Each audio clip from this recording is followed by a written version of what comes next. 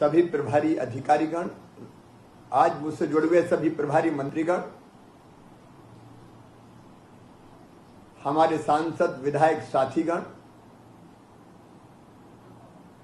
प्रभारी अधिकारीगण, crisis management group के सभी स्तर के मतलब जिला क्राइसिस मैनेजमेंट ग्रुप के सदस्यगण, ब्लॉक क्राइसिस मैनेजमेंट ग्रुप के सदस्यगण, शहरों में वार्ड के क्राइसिस मैनेजमेंट ग्रुप के सदस्यगण और गांव के क्राइसिस मैनेजमेंट ग्रुप के सदस्यगण, बहनों और भाइयों, पिछले 2 महीनों में हमने लगातार दिन और रात मेहनत की है। सभी अधिकारी मित्र भी आज जुड़े हुए हैं, कमिश्नर, आईजी, कलेक्टर, एसपी और अलग अलग स्तर के हमारे सभी नीचे तक के कर्मचारी, जिनमें आंगनवाड़ी कार्यकर्ता, आशा कार्यकर्ता, रोजगार सहायक, पंचायत सचिव, एएनएम, पटवारी, अलग अलग विभागों के सारे कर्मचारी और अधिकारी,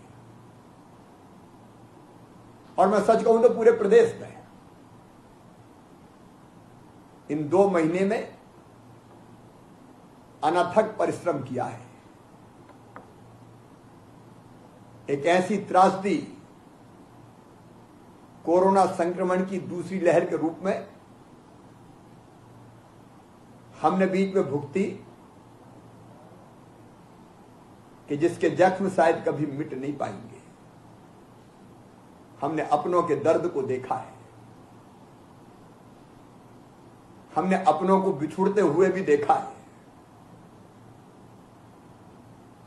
वो दिन भी हमें याद है जब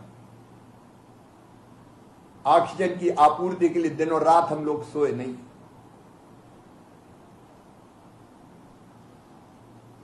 एक नहीं, अनेकों कष्ट और कठिनाइयों से हम गुजरे, लेकिन आज मुझे कहते हुए संतोष है और मैं आप सबको बधाई दे रहा हूं। गांव के भी क्राइसिस मैनेजमेंट के भाइयों बहनों को, शहर के भी, ब्लॉक के, जिले के सभी साथियों को क्राइसिस मैनेजमेंट ग्रुप एक अद्भुत प्रयोग अपने मध्य प्रदेश का, जिसमें सरकार, प्रशासन और समाज मिलकर एक हो गया। एक अभिनव प्रयोग अपना। सरकार अकेली नहीं लड़ेगी, हमने तय किया। सरकार और समाज साथ मिलकर लड़ेंगे। और आज मुझे कहते हुए असीम संतोष है कि हर एक ने अपनी जिम्मेदारी का निर्वाह पूरी कर्तव्य निष्ठा के साथ किया और हम सब मिलकर एकजुट होकर एक टीम के रूप में काम करते रहे। इसके कारण आज ये स्थिति बनी कि कोरोना संक्रमण पर मध्य प्रदेश में हमने लगभग काबू पा लिया।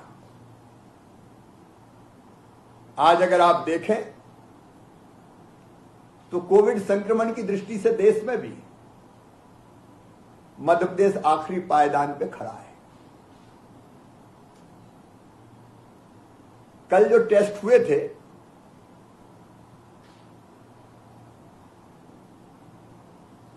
भारी संख्या में टेस्ट होने के बावजूद भी 75,000 से ज्यादा टेस्ट हुए, लेकिन उसके बाद भी पॉजिटिव केस आए 1640।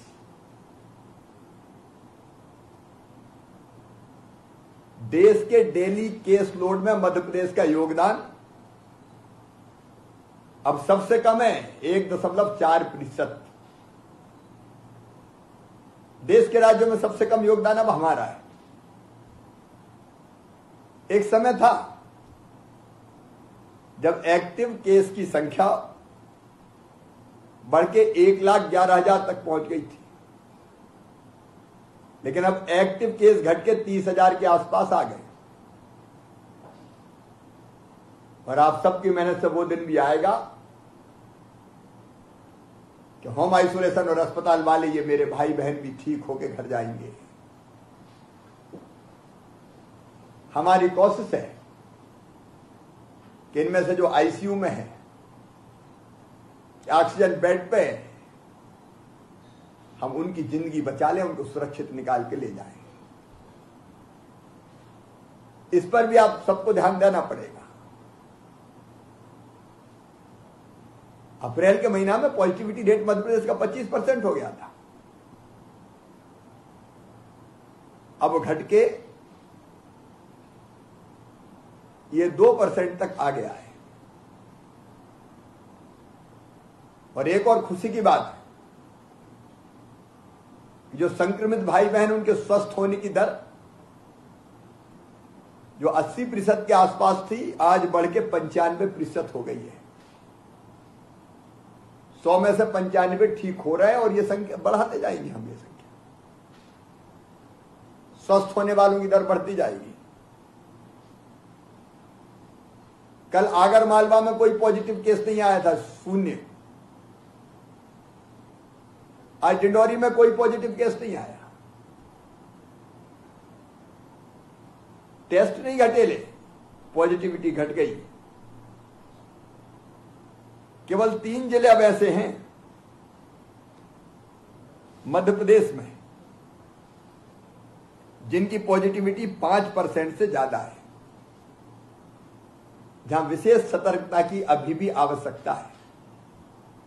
इंदौर, भोपाल और सागर। मुरैना एक ऐसा जिला है जहां 2-3 दिन से लगातार केस बढ़े हैं, 75 के आसपास उनकी संख्या कल आई। वो मेरे लिए चिंता का विषय है। कल मैंने वहां की क्राइसिस मैनेजमेंट ग्रुप से चर्चा की थी और मुझे विश्वास है कि वो पूरी सजगता बरतेंगे। लेकिन बाकी जिले अद्भुत काम किया है। अब आज मैं देख रहा था, डिंडोरी में तो 0 है,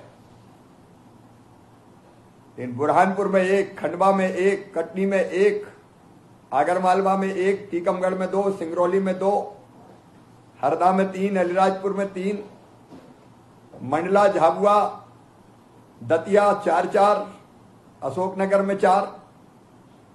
कई जिले ऐसे हैं, विदिशा, छतरपुर, पन्ना, शहडोल, बड़वानी, देवास, सतना, उमरिया, छिंदवाड़ा, भिंड, शाजापुर, 10 से नीचे पॉजिटिव केस है। मतलब जो टारगेट हमने तय किया था 31 तारीख तक 0 तक ले जाने का, उसको प्राप्त करने में इन्हें सफलता प्राप्त कर ली है। बुरहानपुर, खंडवा थोड़ा थोड़ा अनलॉक किया हमने कहा प्रयोग करके देखें। उनने बहुत सफलता के साथ, सफलता पूर्वक थोड़ी चीजें खुली भी और पॉजिटिव केस बढ़ने नहीं दिए। इनमें डिंडोरी, आगरमालवा, कटनी शामिल ही है। लेकिन खंडवा, बुरहानपुर का मैंने नाम लिया, कई दिनों से वहीं स्थिति है जैसे स्थायित्व प्राप्त कर लिया हो।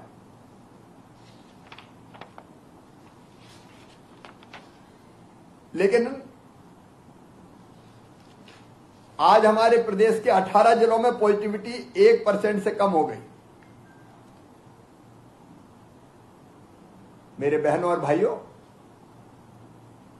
आज मैं ये कह सकता हूं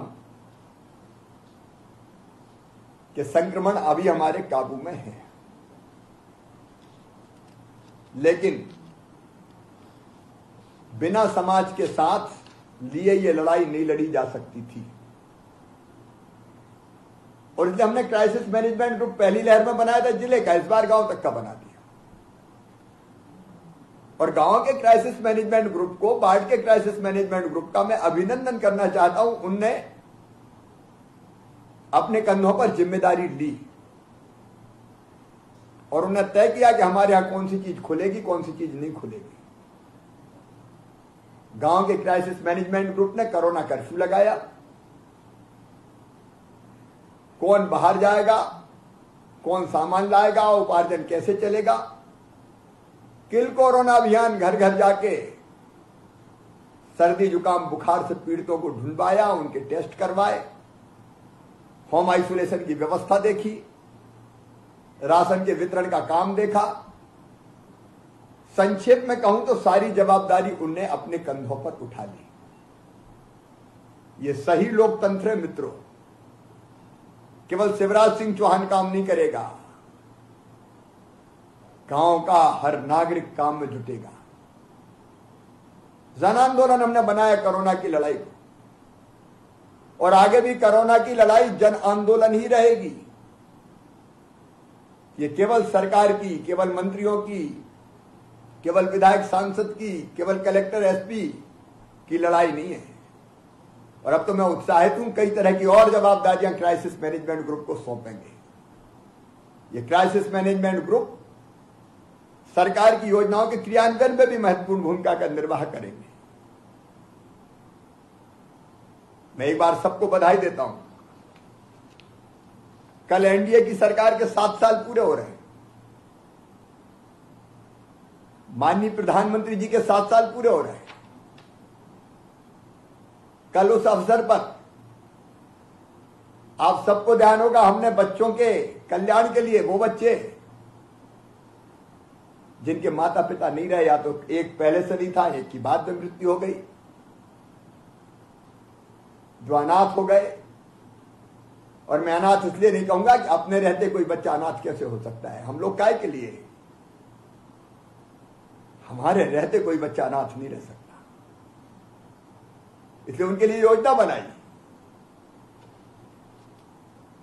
और मैं प्रधानमंत्री जी को धन्यवाद दूंगा, उन्होंने भी पीएम केयर फंड से ऐसे बच्चों की परवरिश और बाकी चीजों के लिए एक और स्कीम लॉन्च की घोषणा की है। अब मध्य प्रदेश की योजना, तो कल मध्य प्रदेश की योजना हम कल लागू करेंगे, मुख्यमंत्री बाल सेवा योजना। ये सरकार के 7 साल पूरे होने पर, मोदी जी के प्रधानमंत्री बनने के 7 साल पूरे होने के अवसर पर कल इन बच्चों के खाते में पैसा डाला जाएगा।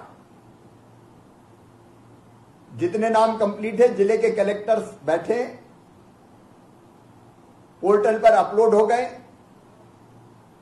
कल उन बच्चों के खाते में पैसा जाएगा। जहां फॉर्मेलिटीज पूरी नहीं हुई, पूरी कर लें। सब बच्चों को हमको कवर करना है, तो औपचारिकता पूरी कर लें। निःशुल्क राशन देने की व्यवस्था, ऐसे बच्चों को शिक्षा देने के लिए भी हमारा संकल्प है। और इसलिए उनकी शिक्षा निःशुल्क होगी। 24 साल की उम्र तक वह हमारे बच्चे उपयुक्त विद्यालयों में जहां ठीक शिक्षा मिले। और कलेक्टर ये भी ध्यान रखेंगे कि जो छोटे बच्चे, अभी उनकी बात नहीं करता, लेकिन कई ऐसे बच्चे जिनकी उम्र बड़ी है, वो भले कॉलेज में पढ़ने वाले हो, कॉलेज के बच्चे भी हो सकते हैं, वो स्कूल के हो सकते हैं, बिल्कुल छोटे बच्चों को तो अभिभावक की जरूरत पड़ेगी। उन बच्चों को अगर हॉस्टल में एडमिशन दिलाना होगा तो हम विशेष रूप से उनको हॉस्टल में प्रवेश दिलवाएंगे। वो छात्रावासों में रह के पढ़ेंगे। अगर कोई बच्चा ऐसा होगा तो वो भी चिंता कर ले कि जिसको संभालने वाला कोई उपयुक्त व्यक्ति नहीं बचा, तो ऐसे बच्चों को हम बाल गृह या बाकी रहने की व्यवस्था का उपयुक्त प्रबंध करेंगे। अगर उनका है कोई चाचा, मामा, बुआ, फूफा, कोई भी जो ढंग से संभाल सके, छोटे बच्चे उनके पास रहेंगे, हम आश्वस्त हो जाएं कि वो बच्चे की देखभाल करेंगे। स्नेह और प्यार करने वाले लोग चाहिए, नहीं तो हर महीना पैसा और राशन के चक्कर में कोई ऐसे के हाथ नहीं चले जाए कि जो उनकी ठीक ठाक देखभाल ना करें, नहीं तो हम फिर अपनी व्यवस्था में बच्चों को रखेंगे, उनका इंतजाम करेंगे। अगर कोई बिटिया ऐसी होगी कि जिसकी शादी नहीं हो पाई,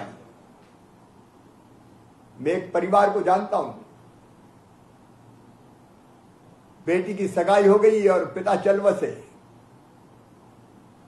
ऐसी परिस्थितियों में बेटी की शादी हम करेंगे पूरे स्नेह के और सम्मान के साथ करेंगे।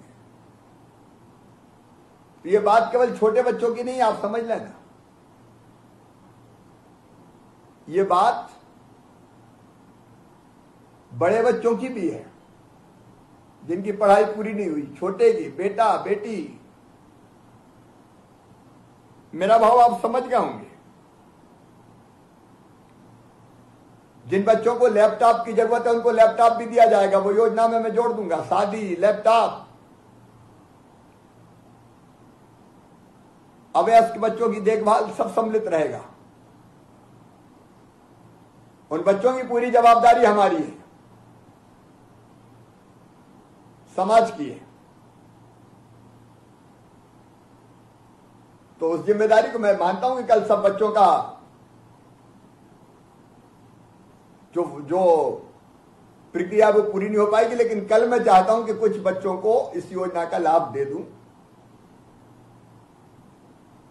कल का दिन शुभ दिन है, कल ही मैं डालना चाहता हूं। कलेक्टर्स उसकी तैयारी कर लेंगे।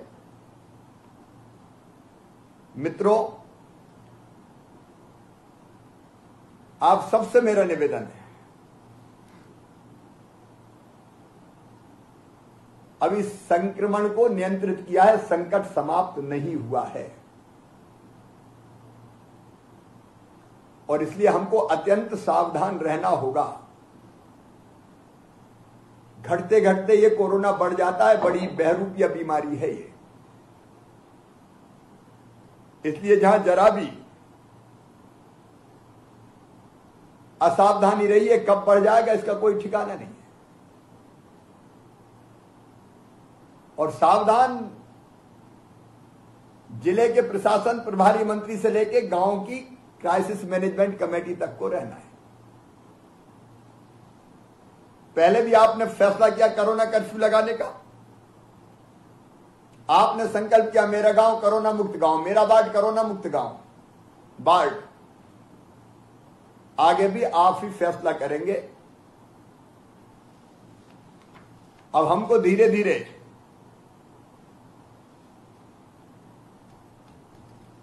सारी सावधानी रखते हुए, ताकि तीसरी लहर ना आए, और तीसरी लहर कैसे नहीं आएगी ये मैं आपको बता रहा हूं। नंबर 1, हम खूब टेस्ट करेंगे, कोई जिला टेस्ट में कोई कमी ना करे, बिल्कुल टेस्ट कम नहीं करना है, जिले के हर इलाके में करना है,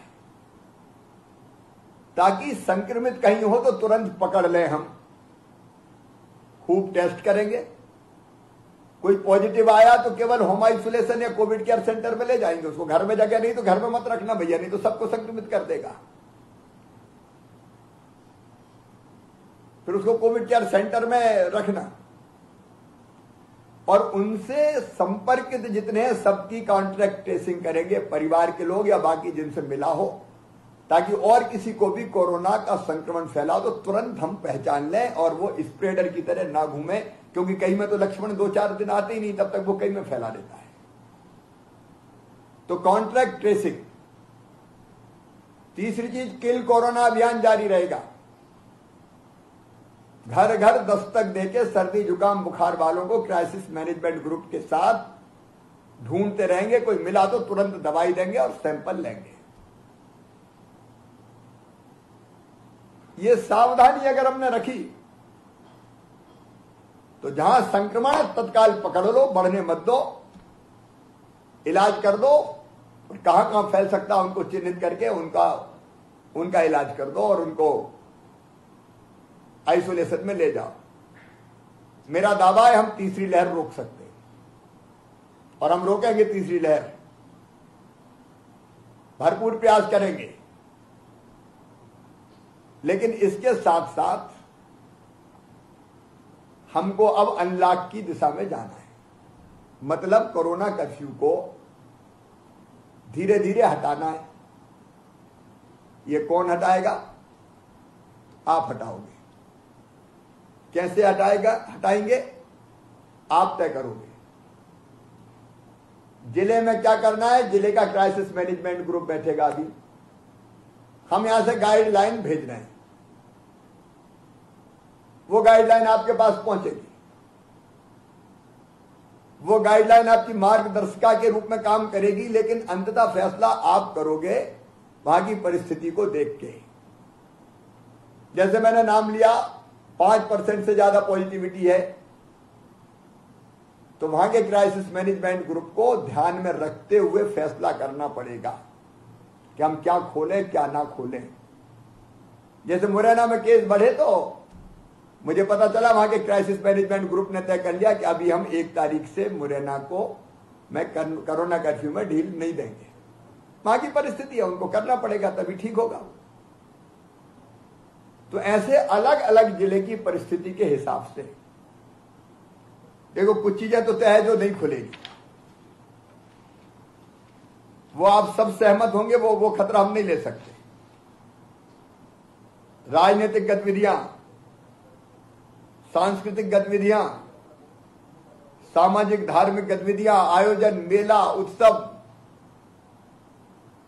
खेल, मनोरंजन, अभी इसकी इजाजत ये समय हमें नहीं देता। स्कूल, कॉलेज, शैक्षणिक संस्थान, प्रशिक्षण, कोचिंग संस्थान, सिनेमाघर, shopping mall, swimming pool, theatre, picnic spot, auditorium, सभागृह, और विवाह के लिए भी आप तय करना। विवाह जून में होंगे, मैंने मई में वादा किया था, लेकिन विवाह होंगे केवल अत्यंत सीमित संख्या में। आप तय करेंगे 10 इधर के 10 उधर के। हम ज्यादा संख्या का खतरा मोल नहीं ले सकते। अंतिम संस्कार की संख्या तय करना है। ये समय ऐसा है कि ज्यादा लोग ना जाएं, 10 लोगों में हो सकता है। मृत्यु भोज में से भी सामाजिक बुराई है, करना तो 10 लोगों में करेंगे। कई ऐसी चीजें हैं कि जिससे संक्रमण बढ़ सकता है। एक मंत्री समूह ने सुझाव दिया था रूल ऑफ 6, मतलब 6 से ज्यादा लोग इकट्ठे नहीं होंगे, सीमित संख्या रहेगी। और प्रतिबंध से मुक्त भी कई गतिविधियां हैं। आपके पास गाइडलाइन भेजी जा रही है। उद्योग, औद्योगिक गतिविधियां,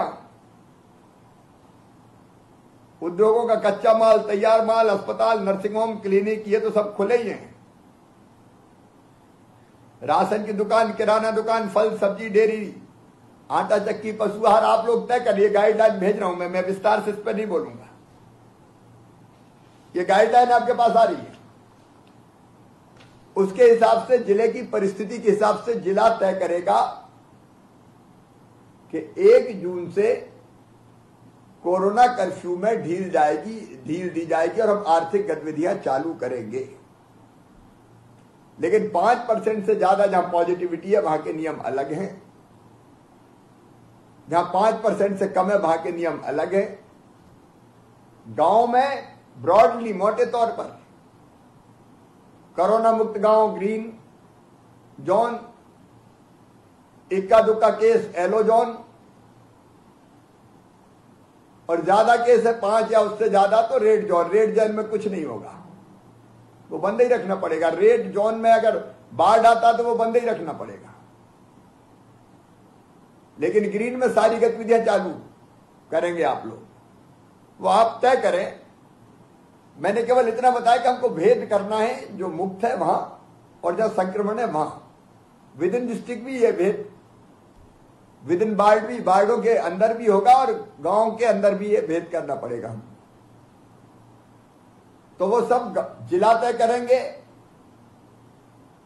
ब्लॉक तय करेंगे, ब्लॉक की क्राइसिस मैनेजमेंट कमेटी ब्लॉक में, और गांव की क्राइसिस मैनेजमेंट की जो कमेटी है वो गांव में तय करेगी। और इसलिए जरूरी है कि हम कल सारे प्रभारी मंत्री और कलेक्टर और जिले का क्राइसिस मैनेजमेंट ग्रुप, आपकी जवाबदारी है कल 30 मई को पूरे प्रदेश में जिला क्राइसिस मैनेजमेंट कमेटी जिले के लिए, चाहे तो जिला क्राइसिस मैनेजमेंट कमेटी आज भी बैठ सकती, नहीं तो कल बैठे, लेकिन कल ब्लॉक क्राइसिस मैनेजमेंट कमेटी, ग्राम पंचायत क्राइसिस मैनेजमेंट समिति, नगर क्राइसिस मैनेजमेंट समिति, वार्ड क्राइसिस मैनेजमेंट समिति, इनकी बैठक कल होगी। समय कौन सा है तय करें, गांव में बैठे भाई बहन, वार्ड में बैठे मेरे साथी, सुपरविजन कलेक्टर करेंगे। हर एक क्राइसिस मैनेजमेंट कमेटी की बैठक होगी और वो क्राइसिस मैनेजमेंट कमेटी गांव, वार्ड, ब्लॉक, शहर वो कैसे खुलेगा ये तय करेगी।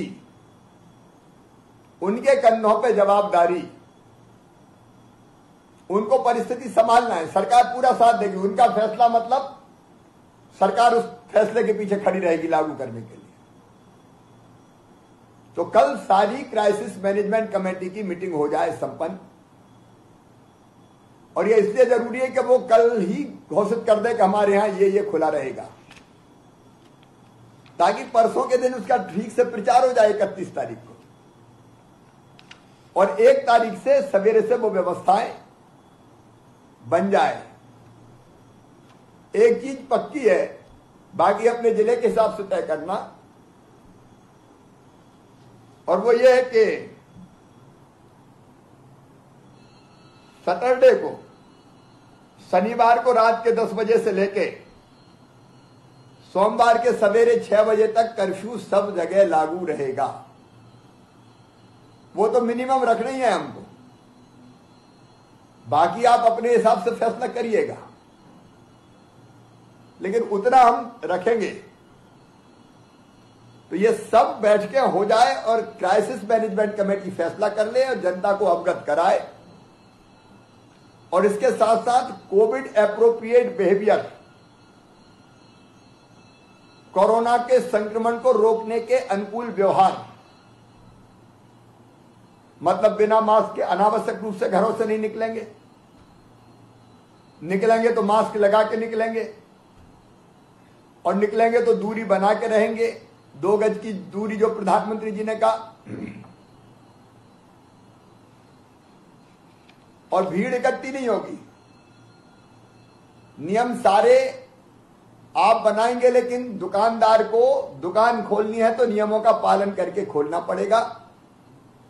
अगर वो मास्क नहीं लगाता, वो दूरी मेंटेन नहीं करता, तो ऐसे में दुकानें सील भी कर दी जा सकेंगी। अगर व्यवस्थाओं का पालन करते हुए व्यापार करना पड़ेगा, और खरीदी भी उस व्यवस्थाओं का पालन करते हुए करनी पड़ेगी, और नहीं तो फटाफट फैलने में देर नहीं लगेगी।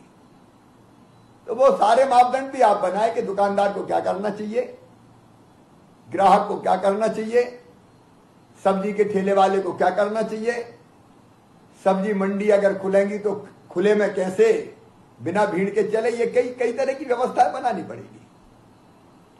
वो आप वहां बैठ के बनाएंगे, और मुझे पूरा विश्वास है कि पूरी जिम्मेदारी से हमारी क्राइसिस मैनेजमेंट कमेटी काम करेगी, तो हम कोरोना की तीसरी लहर पे काबू पा लेंगे। तब तक तैयारी हम हर एक करेंगे, उसके बारे में आज मुझे नहीं बताना क्या क्या करना है, मंत्री समूह ने वो भी तय किया है। लेकिन कोविड एप्रोप्रिएट व्यवहार के लिए लोगों को तैयार करना पड़ेगा, वैक्सीनेशन के लिए लोगों को तैयार करना पड़ेगा। वो अलग अभियान हम चलाएंगे। टीका के बारे में अगर कोई भ्रम है तो उनको हमें दूर करना पड़ेगा। तो मैं यही निवेदन करना चाहता हूं कि क्राइसिस मैनेजमेंट ग्रुप की बैठक कल करके आप अपने गांव को, शहर को, वार्ड को, जिले को सुरक्षित रखने के लिए क्या क्या करना है वो विचार करके आप फैसला करें। मैंने जैसे कहा कि एक मोटी गाइडलाइन आपको भेजी जाएगी, अंतिम फैसला आपको करना है। और मुझे पूरा विश्वास है आप सबके सहयोग से मध्य प्रदेश के ये मॉडल ऐसा होगा जो महामारी के संक्रमण को रोकने में, जन भागीदारी से रोकने में एक नई दिशा दे देगा। अब इसकी चर्चा भी होने लगी। आप सबके सहयोग से हमने संक्रमण रोका है, हम आगे बढ़ने नहीं देंगे। अब आर्थिक गतिविधियां भी चलेगी और कोरोना का वायरस रहेगा तो संक्रमण को भी रोकते हुए हमको आगे बढ़ना पड़ेगा। दोनों चीजें, संक्रमण बढ़ने नहीं देंगे, खत्म करेंगे, और आर्थिक गतिविधियां ऐसे चालू करेंगे कि जिससे संक्रमण ना फैले। और मुझे पूरा विश्वास है आप सब ने जिस शिद्दत से काम किया है, मैं आज दिल से कह रहा हूं, अंतरात्मा से कह रहा हूं, ये अद्भुत प्रयोग मध्य प्रदेश में हुआ कि एक टेबल पे बैठ के हमारे प्रभारी मंत्री, हमारे विधायक, हमारे सांसद जी, हमारे क्राइसिस मैनेजमेंट ग्रुप के सदस्य, राजनीतिक दलों के कार्यकर्ता, अब जिस शिद्दत से बीजेपी के लोगों ने काम किया है, सेवा का अद्भुत है। कई समाजसेवी संगठनों ने किया है, अनेकों कांग्रेस के मित्र भी आगे आए। मैं किसी का नाम नहीं लूंगा, लेकिन अद्भुत ढंग से हमने काम किया और मुझे पूरा विश्वास है कि हम सब मिलके ही आर्थिक गतिविधियां भी चालू करेंगे और कोरोना के संक्रमण को रोक के एक नया इतिहास रचेंगे, जन भागीदारी से मुकाबला महामारी का। और भविष्य में जिसके उदाहरण शायद दिए जाएं आप सबके कारण। एक बार फिर मैं आप सबको हृदय से धन्यवाद देता हूं, लेकिन फिर कहता हूं सावधान रहना है, अपने जिले को बचाना है हमें, और वो जिम्मेदारी आपकी है। मैं आपके साथ खड़ा हूं। बहुत बहुत धन्यवाद। यदि आप हमारे चैनल पर नए हो तो हमारे चैनल को सब्सक्राइब अवश्य करें एवं साथ में बेल आइकन को भी अवश्य प्रेस करें, ताकि हमारे चैनल पर जब भी कोई वीडियो अपलोड हो तो उसका नोटिफिकेशन सबसे पहले आपको मिले।